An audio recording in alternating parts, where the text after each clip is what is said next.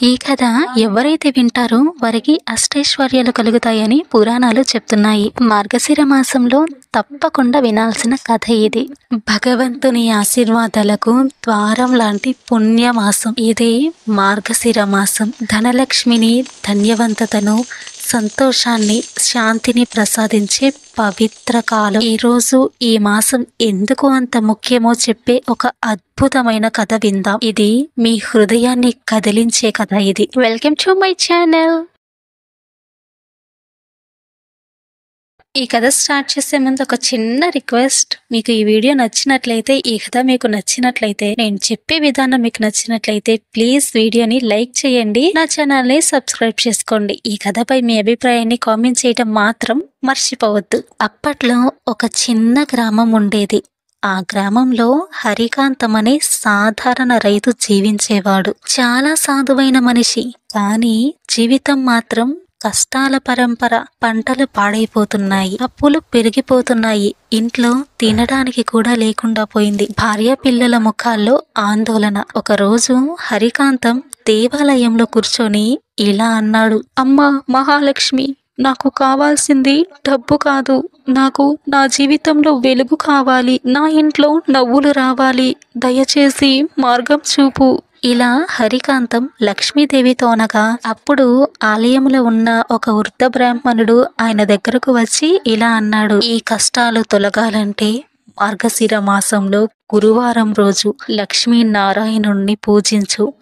పసుపు, కుంకుమ, దీపం ఇవి నీ జీవితం మార్చేస్తాయి అని ఆ బ్రాహ్మణుడు హరికాంతంతో చెప్పాడు.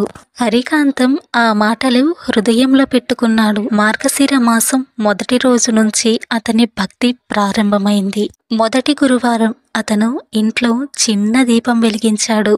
పసుపును అమ్మవారికి సమర్పించి అతడు ఇలా అన్నాడు. అమ్మా, నా దగ్గర ఏమీ లేదు, కానీ నా హృదయమంతా నీవే అని అమ్మవారితో అన్నాడు.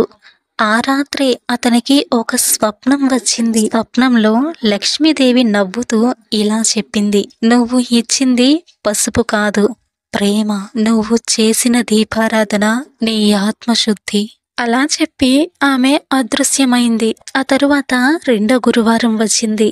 హరికాంతం బ్రాహ్మణులకు అన్నదానం చేశాడు. తన దగ్గర ఉన్న చిన్న బియ్యం, కొద్దిగా కూరగాయలతో పూజారులకు తిండి పెట్టాడు. అవసరమైనందుకు కాదు, పరమ ఆనందంతో పెట్టాడు. అది లక్ష్మీదేవికి ఎంతగానో నచ్చింది. ఆ సాయంత్రం ఊరికి పెద్ద వ్యాపారి వచ్చి ఇలా అన్నాడు. హరికాంతం, నీ పొలంలో నీళ్లు లేవని విన్నాను, నేను బావి త్రవ్విస్తాను, నీ నిజాయితీ చూశాను అని అన్నాడు. ఆయన అలా వచ్చి చెప్పడం అది లక్ష్మీదేవి ప్రసాదం. హరికాంతంకి లక్ష్మీదేవి పట్ల మరింత భక్తి పెరిగింది. మూడవ గురువారం బావి త్రవ్వించాక పసుపు రంగు నీళ్లు వచ్చాయి. పడగొట్టిన మట్టి మధ్య బంగారు రంగు కాంతి కనిపించింది. నీళ్లన్నీ ఒక్కసారిగా వెలుగులా మెరిశాయి. అది చూసి గ్రామం అంతా ఆశ్చర్యం. పసుపు నీళ్లు పంటలకు వరంలా మారాయి. అతని పొలం మొలకెత్తింది, పచ్చదనంతో నిండిపోయింది. నాలుగో గురువారం ఆ రోజు అతను లక్ష్మీనారాయణుడికి పెద్ద పూజ చేశాడు. అతని పిల్లలు, భార్య ఆనందంతో ఉన్నారు. ఆ రాత్రి మరోసారి లక్ష్మీదేవి స్వప్నంలో వచ్చింది. మార్గశిరం అనేది కేవలం ఒక మాసం కాదు, భక్తి పూసే కాలం, భక్తి ఫలించే కాలం. పసుపు నాకు ప్రియమైనది, గురువారం భక్తులకు శ్రేయస్కరం. నీ భక్తి నిన్ను మార్చింది. ఇక నీ ఇంట్లో ధనం, ఆనందం ఎప్పుడు నిలుస్తాయి. ఇలా అన్న వెంటనే ఆమె ఆశీర్వాదం వెలుగులా పరిచింది. హరికాంతం జీవితం ఒక్క మాసంలో మారిపోయింది. దానికి కారణం ఒక్కటే, భక్తి హృదయం. మార్గశిర మాసంలో పసుపు పూజ, దీపారాధన చేయడం, లక్ష్మీనారాయణుడి ధ్యానం, దానం ఇవి దేవతలను ఆనందింపచేస్తాయి. మన ఇంట్లో ధనం, శాంతి, ఆరోగ్యం ప్రవహిస్తాయి.